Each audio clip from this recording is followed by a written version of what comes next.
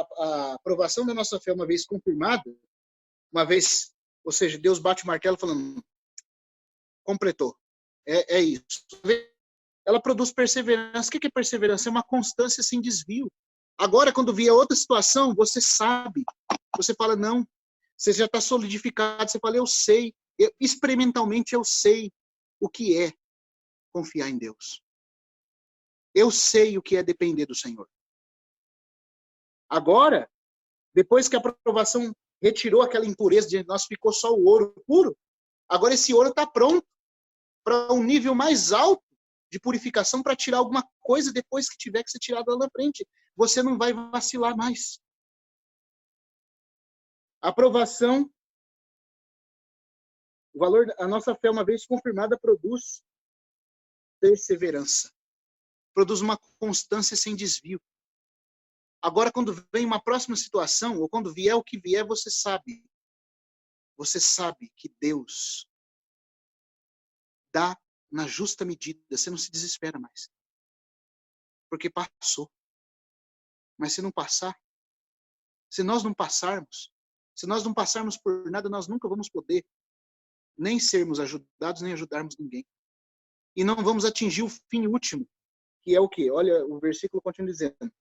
Ora, a perseverança deve ter ação completa, para que sejais perfeitos. A palavra perfeito aqui não é perfeição sem pecado. Porque isso aí é só quando Cristo voltar. A palavra perfeito aqui é teleios, significa maduro. Agora, maturidade na Bíblia tem a ver com receber herança. Tem a ver com Deus poder confiar em nós, a ponto de nos dar os seus bens, como ele disse. A ponto de nos dar a herança que ele prometeu aos que o amam. Para que sejais perfeitos e íntegros, em nada deficientes, ou seja, completos em tudo. Você vai ter aquele caráter de Cristo formado em nós. Formado em você, formado em mim, nós vamos ter esse caráter. Não importa de que lado vier a aflição, nós vamos manifestar aquele ângulo de Cristo. Aquele ângulo que Cristo manifestaria naquela situação é o que vai aparecer em nós. Não vamos estar faltosos. Agora, Tiago sabe que isso não é uma coisa fácil. É nesse contexto do capítulo da aprovação, do benefício. Então, por que a aprovação vem? Para gerar em nós maturidade. A aprovação traz à tona o que realmente está dentro de nós, nos aproxima do Senhor, permite ao Senhor transformar a nossa pessoa e nos torna maduros. Esse é o alvo da aprovação. Trazer à tona o que está dentro de nós, nos aproximar do Senhor e nos tornar maduros. E depois, mas você fala assim, mas e aí? Tudo bem, é verdade, mas a hora que a coisa chega é que tem a dificuldade. Porque saber disso, nós sabemos. Sabemos, lemos aqui, sabemos. Mas como que eu vou agir na hora que a coisa estiver acontecendo? Então agora o versículo 5 vai dizer, se porém, ou seja, se eu não sou essa pessoa que é maduro já, que consegue passar, que já está trabalhado, é o se aí, é condicional aí. Ó. Se porém, ou seja, se você não é isso ainda, se porém algum de vós necessita de sabedoria, peça a Deus. Como que eu vou saber como agir? Como que eu vou saber, na hora que eu estiver sendo provado, que a aprovação está trazendo esse benefício para mim? Para que eu não haja como os incrédulos agem. Eu preciso de sabedoria. Isso não está dentro de nós. A nossa constituição natural se revolta. Nós não somos nem um pouquinho diferente do povo de Israel. Então, na hora que a aprovação vier, se porém algum de vós necessita de sabedoria, peça a Deus, que a todos dá liberalmente e nada lhes improspera e ser-lhe-á concedido. Peça, porém, com fé, em nada duvidando. Pois o que duvida é semelhante à onda do mar impelida e agitada pelo vento. Não supõe esse homem que alcançará do Senhor alguma coisa. Homem de ânimo dobre, inconstante em todos os seus caminhos. Então, Tiago fala da necessidade de sabedoria para que nós possamos passar pela aprovação. E ela consiga produzir isso dentro de nós. Porque se nós não... Está entendendo? Por isso que eu disse para os irmãos desde o começo. A aprovação em si não transforma ninguém. O sofrimento as coisas que o mundo está passando não está gerando nada nas pessoas que não conhecem Deus. Nada de positivo. Na verdade, está gerando sim, está gerando dureza, está gerando mais frieza, está gerando mais desespero. Mas, irmãos, nós como cristãos não devemos ser assim. Quando essa prova vem sobre nós, o que produz deve ser outra coisa. Nós devemos correr aos pés do Senhor, sabendo que Ele é fiel, que não vai permitir nada que esteja acima das nossas forças. E se Ele está permitindo isso, é por amor para nos transformar. Para que, ao essas coisas virem à tona e nós irmos a Ele, Ele possa dobrar a nossa vontade a dele e nos resolver, nos amadurecer, não simplesmente resolver os nossos problemas. Porque vamos supor, irmãos, Deus resolve aqui todo problema. Então, não tem mais Covid-19, não tem mais desemprego, não tem mais problema nenhum, está tudo muito bem. Aí daqui 7 anos, vamos supor, não estou dizendo que é isso não, mas daqui 7 anos o anticristo surge. E o Senhor Jesus depois volta. Né? Porque primeiro vem o homem do pecado, depois vem o Senhor. Eu pergunto, quantos anos cada um de nós tem de convertido? Nesses anos todos de convertido que você tem, foi o suficiente para te tornar maduro? A ponto de poder encontrar o Senhor? Será que se o Senhor resolvesse todo o problema do mundo, resolvesse nossos problemas todos agora, nos deixasse à vontade, aí daqui 7 anos, eu estou pondo aí 7, 10 anos até a manifestação do anticristo, que eu particularmente, minha opinião, tá, irmãos? Estou falando que isso é bíblico, não. É a minha opinião. Eu não creio que tenha mais 10 anos para o anticristo se levantar, nas coisas, do jeito que as coisas estão caminhando. Aí você acha que a hora que ele se manifestar, e logo depois dele, o Senhor, você acha que com 10 anos, baseado em tudo que você viveu até agora, é suficiente? Estando tudo beleza na nossa vida, em 10 anos nós vamos amadurecer o tanto suficiente para encontrar o Senhor? Irmão, sem dizer, desculpa, eu acho que não vamos. Eu acho que não. Pode ser que vocês, sendo espirituais, vocês consigam, né? Eu estou falando de mim aqui. Eu acho que não. Então, o que nós temos que fazer na provação? Permitir que ele nos transforme. Porque essa é a grande preocupação dele. Muito mais nós que estamos vivendo o fim dos tempos. Se Tiago falou isso aqui no ano 35, 40 depois de Cristo, imagine nós agora que estamos na conclusão de tudo. Agora, depois de falar da sabedoria, da necessidade de sabedoria, que é o que nós precisamos, então, depois, hoje não vai dar tempo, nós vamos já encerrar daqui a pouquinho, depois de mostrar que nós precisamos ir a Deus para sermos iluminados, porque só assim é que vai ter proveito tudo que nós passamos, porque ele falou como que a tribulação faz, qual é a bênção dela, qual é a bênção da provação e da tribulação. Traz à tona o que há em nós, nos aproxima de Deus, nos torna maduros, certo? Mas isso se nós tivermos sabedoria, se nós formos iluminados por Deus nessa hora, porque senão a gente vai ser nem um pouco diferente dos incrédulos. Depois de falar sobre como nós devemos agir quando a provação vem, que é pedindo sabedoria, ele vai dizer no versículo 9 o que a provação ensina para o rico e para o pobre. Ó, irmãos, isso aqui deve mexer conosco. Eu vou talvez concluir com isso aqui, tá? Nós vamos ficar nesse texto aqui do versículo 9 ao 11. Talvez até o 12, né? Mas vamos já para a conclusão. Porém, olha só. Recapitulando. A provação nos deve alegrar. Porque ela nos traz à tona o que está dentro de nós. Ela nos aproxima de Deus, porque com esse fim que Deus permitiu o bem e o mal. Para que o homem não ache além dele outra saída. E ela também nos torna maduros. São os benefícios dela. Todavia, para que ela opere isso em nós, precisamos de sabedoria. Então, Tiago fala para orarmos. Certo? Ele volta nessa tônica da necessidade de oração no meio dessa situação. E depois ele vai mostrar, quando nós orarmos e estivermos passando pela tribulação, se formos ricos, porque a Bíblia é muito prática, né? Deus não brinca com a gente, Deus vai direto na ferida do negócio. Deus sabe que o que mexe com a gente é o nosso bolso. A provação mexe com a gente, sabe por quê? A provação terrível mexe conosco, exceto se você estiver num estado terminal de doença, mas se você estiver vivo, o que mais te angustia numa provação é ficar sem recurso financeiro. É ou não é? eu estou aqui aumentando? Eu acho que não. É interessante, por exemplo, quando você chega a 1 Coríntios, Paulo trata de vários problemas, né? No capítulo 15, ele fala que o último inimigo a ser destruído é a morte. O último inimigo de Cristo. No 16, todavia, o último assunto que Paulo trata para resolver em Coríntios, sabe o que é? Oferta. Dinheiro. É como se o último problema de Cristo fosse a morte, mas o último problema nosso aqui nessa terra é o dinheiro. Porque a hora que mexe, irmãos, na nossa condição de vida, aí nós somos pegos. Então, aqui agora, no versículo 9 ao 11, Tiago vai dizer para nós o que a aprovação ensina para o rico e o que a aprovação ensina para o pobre. Eu não sei quem dos irmãos aí é rico, eu sei que eu não sou, eu estou na classe dos pobres. Tá? Mas, se o rico passar, ele vai aprender alguma coisa. Se o pobre passar, ele também vai aprender. O que a aprovação vai ensinar para cada um deles? O versículo 9 diz: o irmão, porém, de condição humilde, glorie-se na sua dignidade, e o rico na sua insignificância, porque ele passará como uma flor da erva.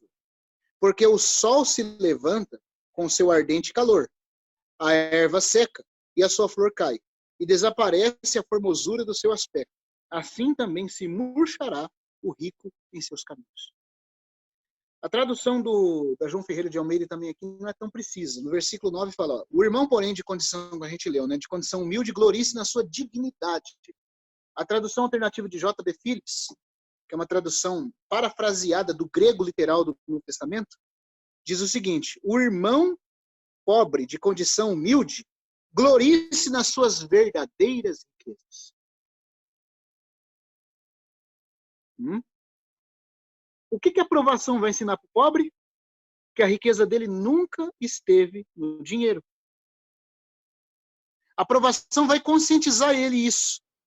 Quando ela chegar ao nível de tirar o recurso financeiro dele e ele ainda continuar vivo, e pela graça de Deus ele passar por ela, ele vai entender mais do que ninguém que as verdadeiras riquezas dele nunca estiveram em ele ter a riqueza material.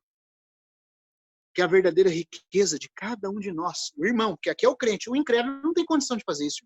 O incrédulo, se perder tudo, ele se suicida. Mas nós que somos cristãos, quando nós perdemos, se perdermos, a aprovação vai nos ensinar para o pobre. O pobre também aprende na aprovação. Ele aprende que ele não precisa do recurso acima de tudo para viver. Ele aprende que não só de pão vive o homem. Ele aprende que a verdadeira riqueza está em Cristo. Por isso Tiago fala, o irmão glorie-se, alegre nisso. Fique feliz porque o pobre tem a oportunidade de aprender isso. Que nunca foi dinheiro que bancou a vida dele. Mas antes de passar pela aprovação, uma vez ou outra, quem sabe ele se enganava. Quem sabe ele achava que era o recurso que mantinha ele firme. Agora ele é reduzido ao nível de perceber que só Cristo, que só a palavra de Deus, que só o que é eterno é a sua verdadeira riqueza. Como diz o C.S. Lewis, tudo que não é eterno é eternamente inútil. Porque vai passar. E o rico? O que o rico aprende? O irmão pobre aprende a se gloriar só na verdadeira riqueza espiritual. E o rico que estava achando que tinha muito, puxa, eu consigo resolver todos os problemas. Qualquer coisa eu vou lá na conta no banco, né? E geralmente é assim, irmãos, quando são muito ricos, têm muito dinheiro, é muito fácil para eles falar para os outros ter fé. Você já viu que é muito. Se tem um pessoal que consegue falar muito para o pessoal ter fé, são irmãos que têm dinheiro. Porque na hora que você está bem, irmão, é fácil falar para o outro, irmão, todas as coisas cooperam para o seu bem, né? Mas ele está lá com a conta cheia, está com a conta gorda, está cheia de recursos financeiros para se manter. Então, é muito fácil ele chegar para o enfermo no leito, o irmão que está passando dificuldade, e ler Romanos 8, 28. Né? Todas as coisas cooperam para o bem daqueles que amam a Deus. Mas no fundo, ele ainda confia. Irmão, e não adianta eu falar que não confia, porque Deus sabe, é Deus que está falando aqui, que o rico tem alguma coisa a aprender na provação. O que o rico tem que aprender? Ele tem que aprender a se gloriar no quê? Na sua insignificância. Na verdade, a tradução literal é assim, ó, porque antigamente eu li esse versículo, antes de estudar ele no literal, eu pensava assim, que Tiago estava elogiando o pobre e menosprezando o rico. Então, o irmão pobre, esse sim se gloria na humildade. O rico, seu insignificante, tipo assim, sabe? Seu rico insignificante, você não é nada. Mas não é isso que o Tiago está falando. Ele está falando que o irmão pobre tem que se gloriar na sua verdadeira riqueza. E o irmão rico, a tradução literal fala, o irmão rico, se glorie na sua insignificância. Sabe por quê? A aprovação vai dar um privilégio para o rico. O rico, pela primeira vez, vai ver que ele não é nada. Através da aprovação, estão ouvindo? Está dando para ouvir? Tá. Através da aprovação, o rico vai ter a chance de descobrir que ele nunca foi nada. O irmão pobre, que já sabia que não era nada nessa vida, vai aprender a se gloriar só no Senhor. E o rico, que achava que tinha muita coisa, vai aprender a se gloriar em ser nada. Em ter sido levado ao nível que realmente agora ele vai poder aprender a confiar. Então, se você tem dinheiro, vai aprender a ficar feliz na insignificância que te foi revelado que você sempre foi. Nós sempre fomos insignificantes, mas nós, geralmente, quando a pessoa tem dinheiro, tem recurso, ela acha que ela é muito importante. Qual é o meio de Deus revelar para ela que ela não tem toda essa importância? Permitindo provações, permitindo que ela perca os seus recursos. Então, aí ele vai poder se gloriar na insignificância, irmão, porque é uma bênção, viu? É uma bênção quando a gente consegue se gloriar em sermos nada, em sermos fracos. Mas são poucas pessoas que conseguem se gloriar nisso. São poucas pessoas que conseguem fazer a oração de Davi no Salmo 131. Senhor, não é soberbo o meu coração, não ando à procura de grandes coisas, nem coisas maravilhosas demais para mim. São poucos, irmãos. O rico poderá aprender isso na aprovação. O pobre vai aprender que ele só tem uma única verdadeira riqueza. E é isso, irmãos, que Deus quer ensinar para nós. Somos pobres? Estamos passando dificuldade? Será que Deus é indiferente a isso? Será que Deus não se importa? É lógico que Ele se importa. Mas Ele quer nos ensinar uma lição. A nos gloriarmos na nossa verdadeira riqueza. E o rico não se desespere, não. Não acha que vai perder tudo, não. Tenha isso como uma oportunidade para viver a simplicidade. Para viver a insignificância da nossa vida. Precisa depender do Senhor. Essa é a lição que a aprovação nos traz. Ela nos aproxima de Deus, irmãos. Eu não tenho capacidade de dizer para vocês o quanto nós precisamos disso.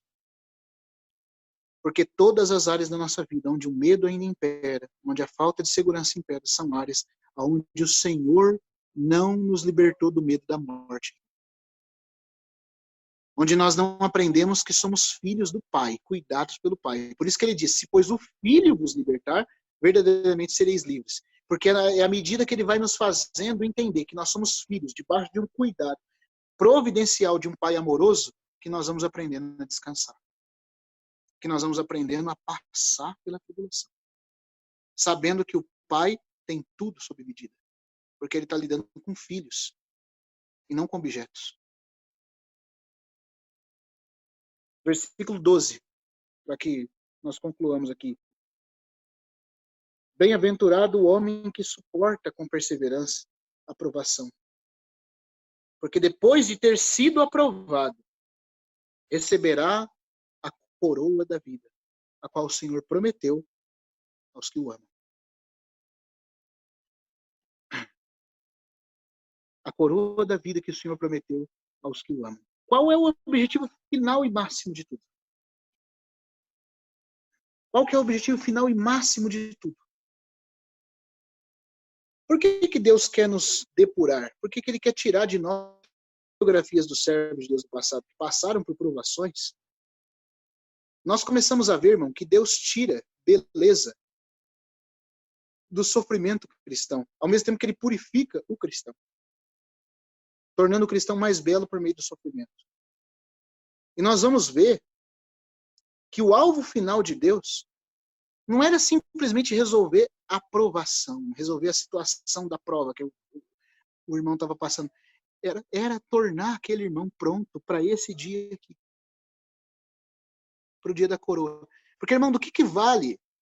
Vocês podem falar, você está falando isso porque, por exemplo, eu, claro, cada um tem a sua medida, mas o pai dosou para cada um. Eu não sou casado. Tem irmãos aqui que têm família, são casados, têm esposa, filhos. Eu tenho outras coisas que me preocupam. Vocês têm coisas que preocupam vocês. Cada um tem a sua medida. Mas de que vale, irmão? Ainda que Deus resolvesse todo o nosso problema da nossa família, ainda que Ele resolvesse o problema que todos nós passamos, ainda que Ele resolvesse o problema do mundo, mas chegássemos diante dele aquele dia e a coroa nos fosse negada, de que teria valido a pena? De que teria valido a pena o tempo que nós nos convertemos? Quantos irmãos se converteram, irmãos? Estão aí reunindo, foram lavados no sangue do Senhor, aí estão congregando aí em vários cultos, esperando o dia que Jesus vai voltar, e ele não sabe nada da transformação, ele não sabe nada do quebrantamento, ele não sabe nada do crescimento espiritual, e ele está agora esperando que quando o Senhor voltar, ele simplesmente vai ser levado e vai estar para sempre com o Senhor, numa maravilha. Não sabe nada do galardão ou da disciplina que aguarda aquele que tiver como ser coroado ou precisar ser disciplinado. Que lástima, irmão. Nós, como cristãos, sofremos aqui 60, 70 anos, 80 anos, e aí chegar no tribunal de Cristo e ainda ser reprovado. Essa é a maior decepção de todas. Vivermos como cristãos, não termos sido transformados, não termos feito a vontade do Senhor, e quando chegar diante dele, ter que ser reprovado. Ter que ouvir um servo mau. Eu concluo aqui com uma frase. Em Apocalipse, vamos ler um versículo aqui em Apocalipse. Aí eu concluo com essa frase que eu quero falar aqui, mas primeiro vamos ler esse texto, Apocalipse 21. Então, irmãos, assim, eu estou até abrindo aqui, falando essas palavras para os irmãos, não só como teor de doutrina, mas falando desse ensino com base no que diz respeito a o que fazermos quando somos provados, no meio da grande provação. Lembre como esse versículo de Tiago esses textos de Tiago estão sendo escritos para irmãos que estavam até mesmo sem suas casas, vagando na dispersão, sem ter até morada certa. Nós ainda não chegamos a esse ponto. E como diz Hebreus, na nossa luta contra o pecado, não chegamos a resistir até o sangue ainda. Ainda temos um teto, ainda temos casa, ainda temos pessoas que nos amam próximos de nós. Ainda temos um tempo. Ainda temos. Ainda não passamos tudo. Mas nós sabemos, né, que para nós isso já é um grande sofrimento. Então, o que fazer diante disso? Não tem nada que pode nos ajudar melhor do que pegar esses textos da palavra onde mostram o porquê Deus está permitindo a provação. E como Ele pode lidar conosco no meio disso. E lermos isso, meditarmos diante do Senhor. Então, esse é meu coração a repartir essa palavra com os irmãos. Por quê, irmãos? Porque nós estamos para passar, se o Senhor não tiver misericórdia, eu não vou também tampar o sol com a peneira aqui, nós vamos passar um período muito terrível daqui para frente. Muito terrível. Onde a nossa comunhão com Deus, ou ela vai se alicerçar, irmãos, ou nós não vamos suportar. Então não dá tempo mais de brincar, de levar a vida cristã de qualquer forma. É tempo de nós conhecermos a palavra e praticarmos ela. Mas por quê? Não é nem só pelo fato de que isso vai nos dar o modo de passarmos pelas provas. Mas isso, acima de tudo, vai nos levar a atingir o objetivo final, a coroa da vida. Porque essa provação que nós vamos entrar agora, que é uma pré-sala da grande tribulação, do governo do anticristo, nós estamos entrando, o mundo está caminhando para isso, eu não preciso dar explicações aqui para ninguém porque todos nós sabemos o que está acontecendo. Esse tempo, irmão, vai ser muito breve. Então tem cristãos orando, ó Senhor, muda a situação do Brasil. Ó Senhor, faz jejum nacional. É jejum pelo presidente. É jejum com o presidente. Como se Deus fosse resolver a situação. Irmão, Deus vai resolver a situação do Brasil para o povo brasileiro continuar pecando? Tá entendendo? Deus vai resolver a situação porque os crentes estão clamando para os crentes continuarem carnais da forma que tem sido as coisas? O que é isso, irmãos? Isso é mudar a ordem das coisas, isso é colocar esperança nessa terra. Nós não temos esperança aqui. Nós não temos esperança aqui porque esse mundo jaz no maligno. A nossa pátria é celestial. Só tem uma palavra para aqueles que acham que o Senhor tem que mudar esse reino desse mundo aqui. O Senhor Jesus disse, o meu reino não é desse mundo ainda. Agora. Um dia vai ser, mas agora não. Agora é a época de nós passarmos como peregrinos por aqui. E o nosso tempo está acabando, irmãos. Esse é o ponto. Então, não vamos ficar preocupados com Deus primeiro resolver o nosso problema. Vamos ficar primeiro preocupados com o pouco tempo que nós temos de Deus nos resolver. De realmente a palavra nos transformar. Porque nós estaremos diante dele um dia para receber coroa e disciplina. Então, em Apocalipse 21, concluindo aqui, tem uma expressão curiosa que eu queria chamar a atenção dos irmãos. No capítulo 21, versículo 5 em diante. Não, 4, versículo 4. 4 e o 5. E lhes enxugará dos olhos toda lágrima, e a morte já não existirá, já não haverá luto, nem pranto, nem dor, porque as primeiras coisas passaram. E aquele que está sentado no trono diz, eis que faço nova todas as coisas, e acrescentou, escreve, porque estas palavras são fiéis e verdadeiras. Disse-me ainda, tudo está feito. Eu sou o alfa e o ômega, o princípio e o fim.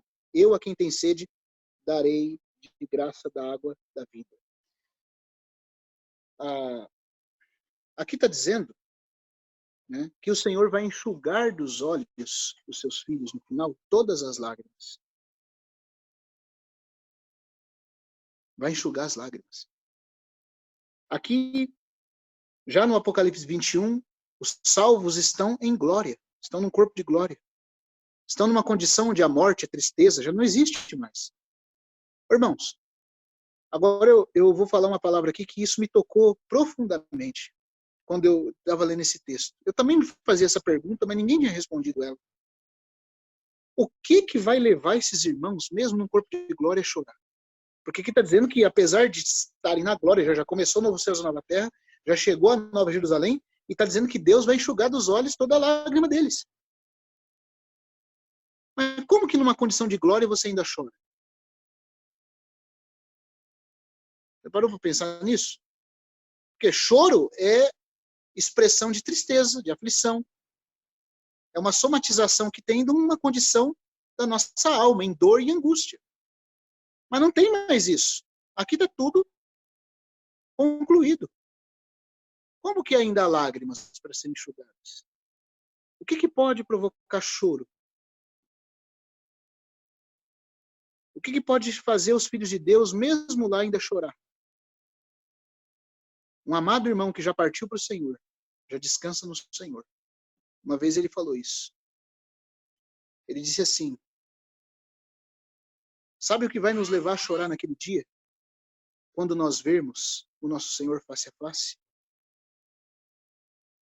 É que nós vamos olhar para Ele e nós vamos lembrar de quantas vezes nesse mundo nós somos obstinados, quantas vezes nós somos rebeldes, quantas vezes nós nos endurecemos não permitindo que Ele nos transformasse. Nós vamos ver que era nele, naquele protótipo que o Pai queria nos transformar. E quando nós olharmos para Ele e vermos que nós tivemos a coragem de resistir muitas vezes a esse tratamento, isso vai tirar lágrimas dos nossos olhos. Isso vai nos fazer chorar. Mesmo num corpo de glória, nós vamos dizer, Senhor, como eu tive coragem de fazer uma coisa dessa. Mas Ele ainda vai enxugar todas as lágrimas. Então, irmãos, eu não sei, sabe? Às vezes eu fico pensando, o que há na cabeça de alguns cristãos que não se consagram a Deus? É loucura. você ter sido salvo e não se apresentar para ser trabalhado por Deus. Não permitir que por meio das situações Deus transforme a nossa vida. Essa é a principal preocupação. A preocupação não é resolver problemas. A preocupação é nos resolver. Por que que nós resistimos tanto? Por que que nós temos medo? Como eu falei, no fundo é o medo da morte. Mas se até a morte ele já venceu, por que que nós temos medo? Por que que nós professamos crer que ele ressuscitou e já venceu todas as coisas, mas no fundo nós temos medo de nos entregar 100% a ele e descansar no que ele quer fazer? Como se ele não soubesse o que ele tem que fazer. Porque no fundo, ele ainda precisa nos libertar através de ouvirmos a sua palavra. E isso é o que Tiago vai dizer, mas vai ficar para um outro dia, uma próxima comunhão, se Deus preparar. É o que Tiago vai dizer que no meio da provação, portanto, no capítulo 1, versículo 19, Tiago vai mostrar qual é a estrutura de toda a carta. Depois ele vai dizer que no meio da provação ele vai voltar à tônica, aquela tônica que ele já tocou do versículo 1 ao 12, do 1 ao 18, aliás, e aí ele vai dizer, resumido, qual deve ser a nossa situação na provação. Todo homem seja pronto para ouvir, tardio para falar, tardio para irar-se. Ouvir o quê?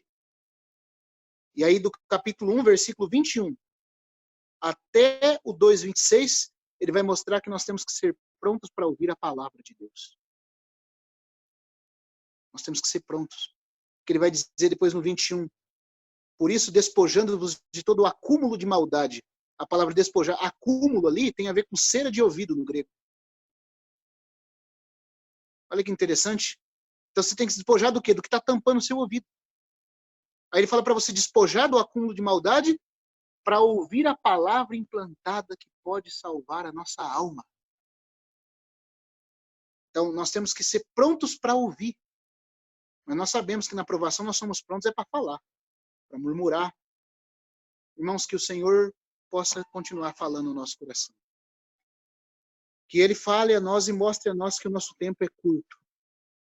E que o alvo de Deus é nos transformar. E sofrimento sozinho não transforma ninguém. O que transforma é no meio do sofrimento nós irmos a Deus. Quando as coisas por meio da aprovação virem à tona, nós pegamos essas coisas e colocamos aos pés do Senhor. Senhor, está aqui toda a minha incredulidade. Está aqui minha falta de fé. Está aqui, eu achei que eu acreditava em ti, não acredito, eu não tenho fé. Senhor, Senhor, Senhor! E para todo que o buscar com sinceridade, pode ter certeza, irmão, ele vai tirar a impureza e o ouro vai ser mais cristalizado. Porque nós estamos sendo formados em ouro, não só em ouro puro, mas em ouro cristalino. É isso que ele está produzindo em nós. Que o Senhor fale ao coração dos irmãos, fale ao nosso coração, nos continue edificando através dessas palavras que ele ministrou através do apóstolo Tiago. Nós possamos crescer.